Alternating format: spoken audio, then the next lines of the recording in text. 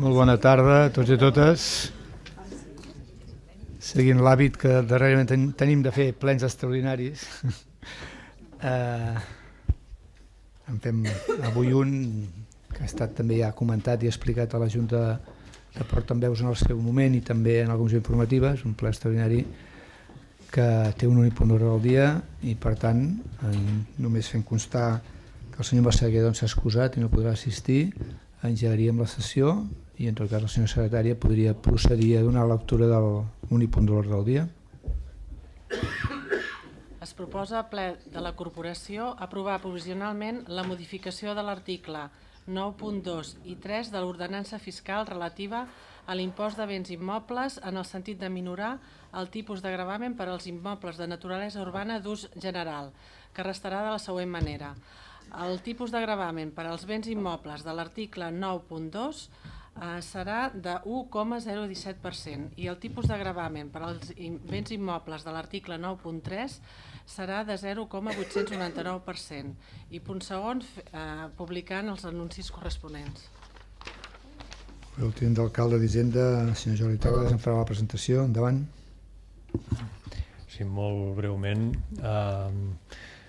Com vostès saben, el 30 de desembre de l'any passat, ara fa tot just 11 dies, el govern de l'Estat va prorrogar diverses mesures tributàries, entre elles i adoptar alguns acords, entre ells la revisió del valor catastrals de les finques de diverses ciutats i municipis de l'Estat, entre elles el de Granollers. Aquest increment dels valors catastrals és d'un 4%.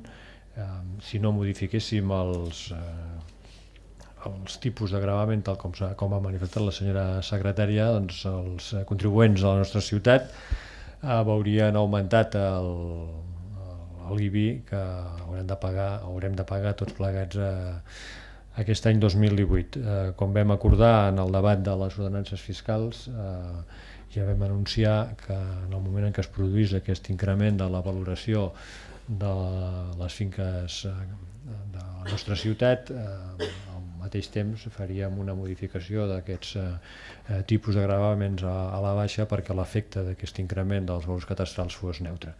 I l'acord que avui sotmetem és, com tots vostès saben, doncs, exactament això. Moltes gràcies. En tot cas, si algun grup vol fer ús de la paraula, per part del Popular no, per part de la CUP, senyor Oliver no, per part de Ciutadans no, per part d'Esquerra tampoc, per part de PDeCAT o Junts per... no, PDeCAT, perdó. Té la paraula, senyor Sastre.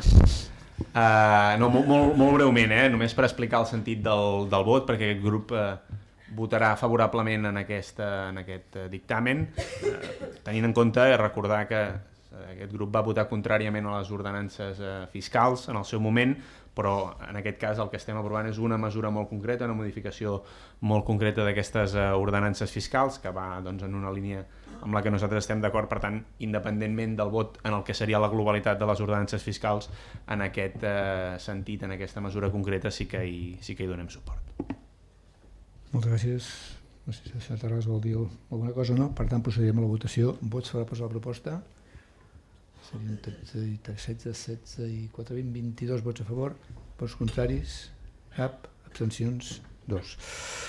2 abstencions. Aixecaríem la sessió, no abans sense desitjar a Albert Camps moltes felicitats perquè avui és el seu aniversari.